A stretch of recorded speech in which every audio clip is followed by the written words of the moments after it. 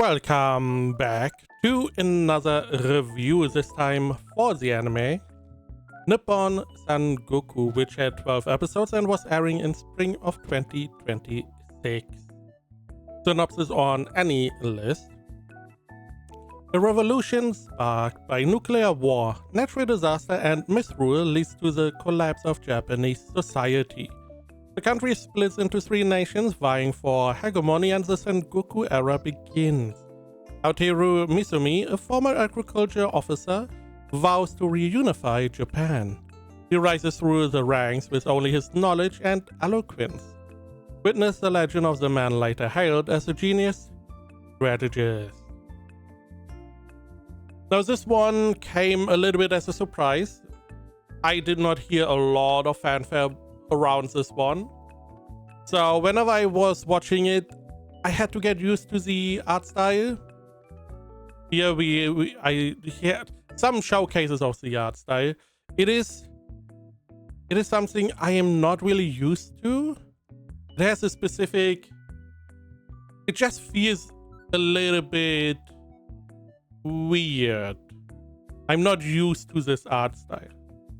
However, after getting used to it, it fits perfectly. It is a really crisp art style. It looks really good. Animation is also great. And as I was watching it, and again, I'm not doing research before I start watching a show, so I didn't really know what I got into.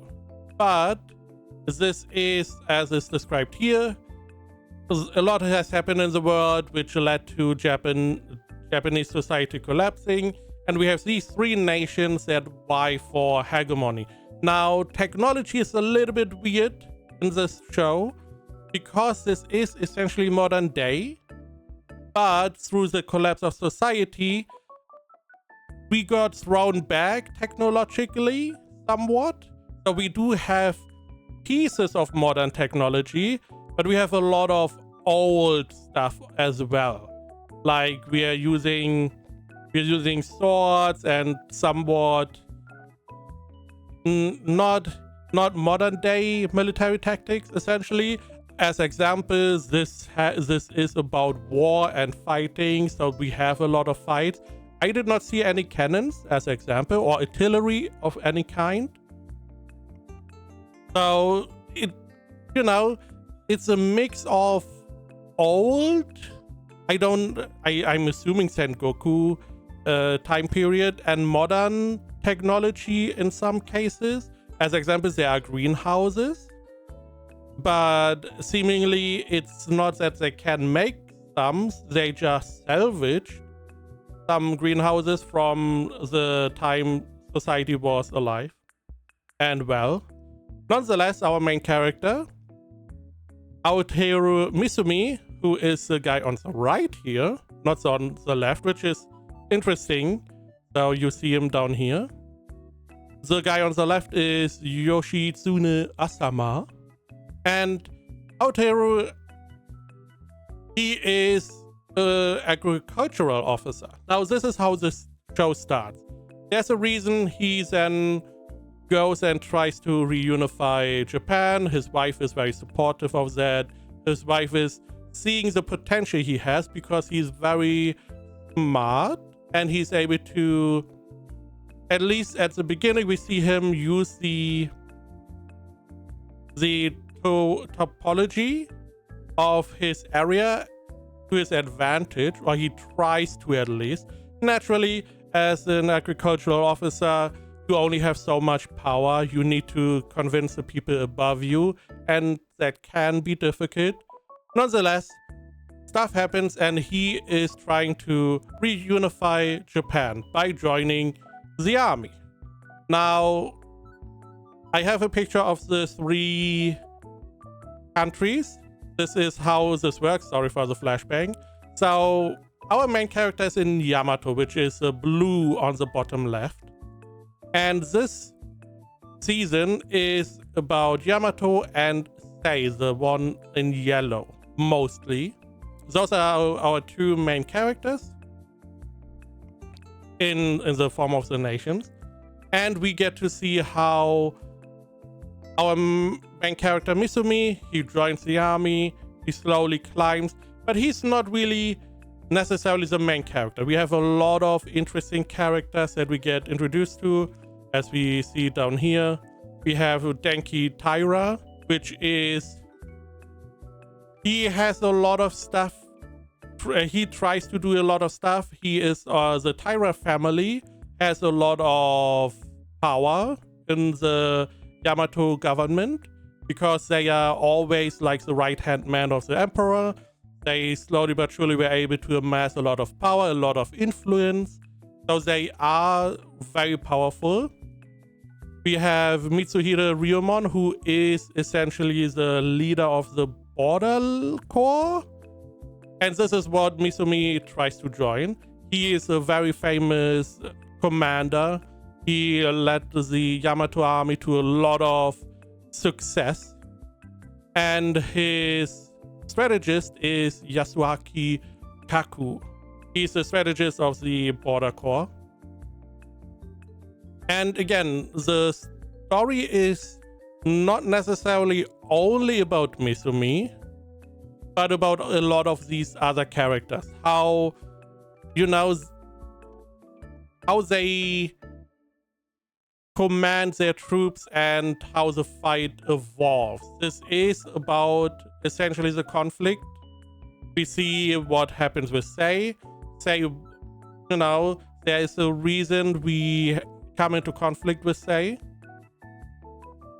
Don't want to go too deep now, but there's a lot of military movement and strategy, and we have like homages or callbacks to older strategies, like they all have like different names, like Winter Capital was one of them, I believe, which just, they have specific names in Japan, seemingly at least, which just describes a specific strategy to enact.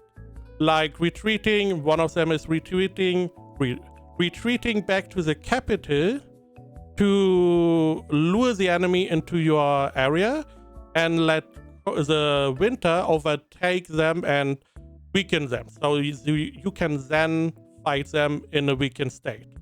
It is one of these stratagems, and there are a lot of them. Naturally, we also have a lot of political interference. Again, Taiga is the family that has a lot of sway in the government. Naturally, the emperor is the one deciding everything. But Taira has a lot of influence over all the ministers, and there's a lot of political maneuvering. Ryomon is like against Taira, essentially, or better said, Taira doesn't really like Ryomon, and there's a lot of maneuvering there. And essentially, it's about the show is about the conflict between Yamato and Sei, with a lot of strategy and political maneuvering. I don't even know if I'm doing a good job showcasing that. Nonetheless, it was very enjoyable. I assumed I would not be a fan of the show, because especially at the beginning I was like, okay, I don't know. However, I really enjoy the show. The whole strategy aspect.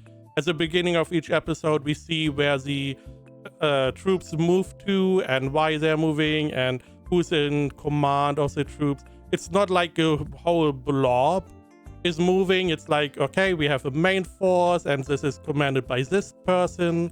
And then we have like a smaller force behind that is commanded by these.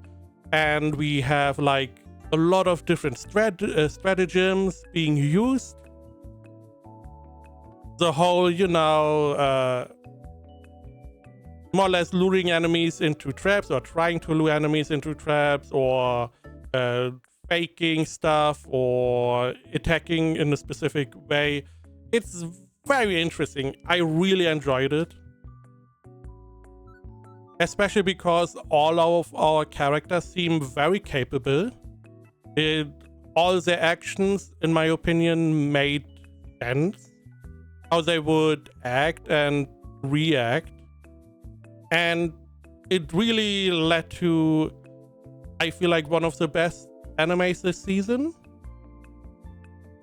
So let's see what other people thought. AniList has it at 83%.